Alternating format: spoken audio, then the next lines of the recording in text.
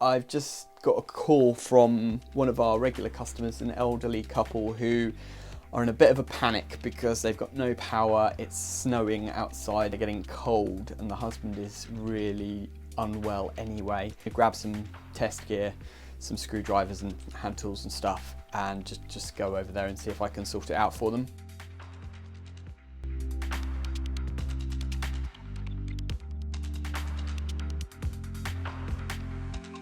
Yeah, so it had tripped. Well, it's gone off again now, so there is a problem somewhere.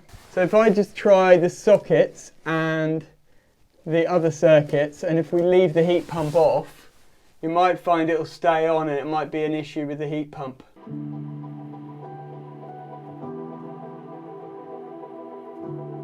Right, so the socket circuit is working okay at the moment.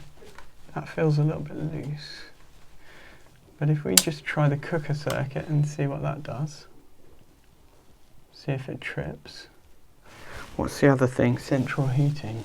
That's staying on. Okay, central heating is the problem. Alright, so I'm going to have to do insulation test, I think. Right, so insulation testing is showing a fault between neutral and earth on the cooker circuit. So going to investigate that further. The other circuits seem to be okay because when we do neutral to earth on those, we have 137 megohms, so that's fine. So I'm going to test line to CPC now, and we've got a 0.01, so that is our issue there with the cooker circuit. So I've isolated the cooker switch now. I'm just going to check that again. It's quite likely that it's just a problem with an appliance, although it could be the switch itself. Okay, yeah, that's all clear now. We've got 200 megohms there. So let's test to neutral as well, just to see. And that's all clear too. So let's reconnect that and see if the RCD still trips. Right, that is reconnected, so I'm going to just reset the RCD now and turn everything on and see if it stays on. There's no reason why it shouldn't really now because the insulation tests are all good. So, and then it's just a case of minimising it down to know which circuit has the, which oven has the problem, or if it's something on the outgoing side of the cooker switch that we need to check. Seems to all be good now, so I'll just isolate that circuit again and then I will check the cooker switch.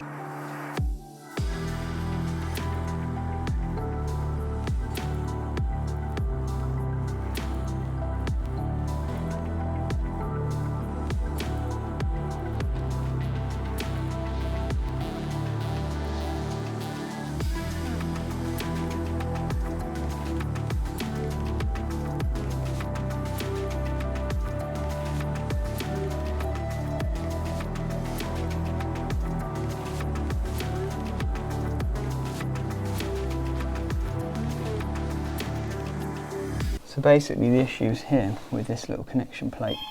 Somehow there's a short between CPC and line here. Not a dead short, but enough to cause tripping problems. Here's a close-up of the other side. And I've basically disconnected everything.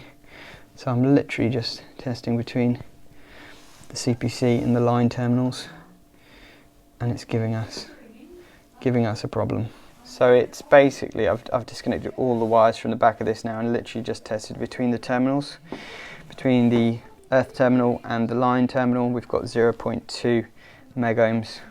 It's clear between the CPC terminal and the neutral terminal. Between line and neutral, I'm not sure, I'm going to check that now. So I've disconnected this terminal now. I have no idea how it's shorting out inside, but it's very flimsy plastic, so it's easily possible that is happening. I'm just going to disconnect the cables from this other side as well, just to make sure that it's nothing with those cables. Do one final check. So now, if if I test between the casing, which is obviously connected to earth, and this one, this is the live terminal. Okay, yeah, that's saying it's all clear now again. Oh, yeah, okay, right, so this is strange. Right, it's back to square one.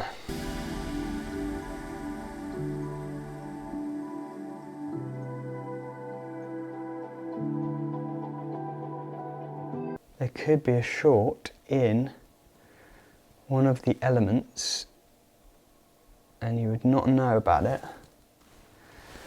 Wow, okay. Right, so that's how these are supposed to be, but they were the wrong way around, I believe, if we look back at how it was before I disconnected it. Which means that there could be an element that's gone, like for example this one, and because it was directly livened up on the neutral side the whole time, it could short and trip the RCD even though the oven was switched off, if that makes sense. Wow. Okay, let's try testing this. Okay, so I can put that back now. That makes sense why I was still getting bad readings even though I disconnected this live. That was really confusing me. But it's actually quite logical when you think about it. So those can go back as they were. And basically I think what will happen now is that it will stay on until we turn the oven on, and then it will trip the RCD. Because I think there's probably an element that's gone. In fact, what we could probably do is just do a test on all of these items before we put everything back together. So that's the CPC. Let's do a test on this fan motor. Let's disconnect these and test the element. Usually elements are things that go, 0.02 to that element on both sides between CPC. And if I just test now to the actual live wires in this, if I put everything back together and just do a test. Right, so what I've done now is I've just been going through the various elements in this oven, and I've disconnected this element, which is usually the classic one that goes wrong. Disconnected the live and neutral wires for that. And I'll show you, if I test now between both sides and the CPC, we've got our dodgy reading still of 0.02 meg ohms. On both sides we've got that. So that is our problem, it's the element that's gone. And now if I test to the live, so live to CPC, we're all clear, 200 meg ohms, and neutral to CPC, we were clear, I checked it a minute ago, 200 meg ohms, so we're all good. So it's literally just a dodgy element which is easy enough to replace, which is quite a relief. Okay, so we've got, I've explained to the customer basically that the element is dodgy. So I'm gonna take this element out from inside the oven, and then I can get a replacement spare part that will match. Then I'm gonna put everything back together so that at least the hob will work, although I'm not quite sure where the hob is wired up to be honest. But we'll get that working for them. Get the oven back in the hole in the wall so that that's sort of safe and there's not an oven lying on the floor. And then hopefully all it's doing is a case of just replacing the element. The weird thing is that I would have figured that out much quicker if the live and neutral hadn't been the wrong way round in the connection plate. So that was the mystery of this fault, is the fact that because the live and neutral were the wrong way round, the polarity was reversed.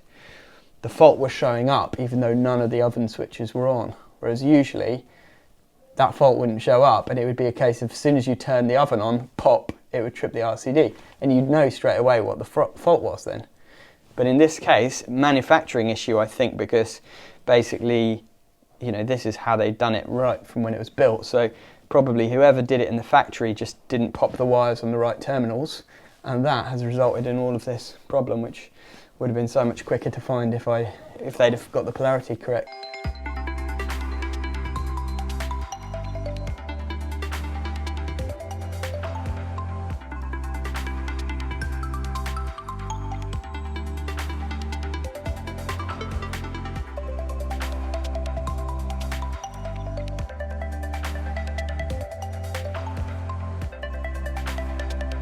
So just to confirm that it is the element, can you see that? It's got a slight split in it. Very, very slight, but that's enough to do that 0.2 megohms reading, which is all it takes to trip the RCD. Tiny little bit of earth leakage current on there, and that would do the trick. What a palaver to find that, eh? 2 faults in one.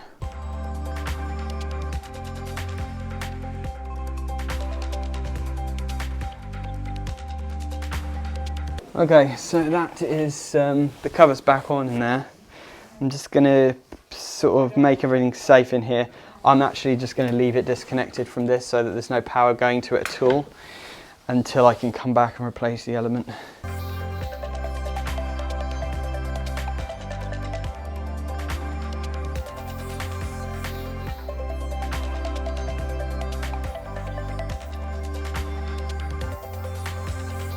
Right, now this is something that always annoys me and worries me. Why is it that you put everything back together and there's always one screw that's left and you're like, where does it go? Can't find it. Anyway, everything seems to be back together now as far as I can. Oh, it's the middle one here. Ah, there we go, that's good. So yeah, basically everything's back together. I'm just going to leave it disconnected, but I'm going to put it back in the hole in the wall so that it's out of the way. And then see if I can order a spare element from one of these online spares people, and then that should do the trick.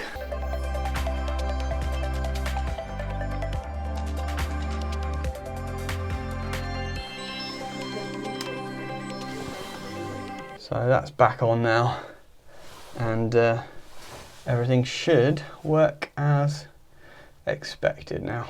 Right, so that's all back on and working. Everything is on and staying on, which is good. So we'll try and get the heat pump started up for them again, and then that'll be all good to go. Right, well, I'm glad I managed to get that sorted. Bit of a tricky one, that was much more tricky than I expected. I thought it was going to be an easy fix today, but you just never know. So it's taken me about an hour and a half to sort of sort all that out. Well, just over an hour really. Right, so I'm back in the Tesla, heading out to do a few errands now. I'm gonna get home and order that element if I can get one from one of these spare parts websites. Hopefully I can. It looks fairly standard, so it should be okay. But at least we've got the power back on for them. They've got a bit of warmth again, poor things, because they've been freezing to death for the last few hours. And that's it. As always, if you enjoy my videos, don't forget to smash the thumbs up button and share it out with someone else who might enjoy it. And thanks for watching. See you on the next one.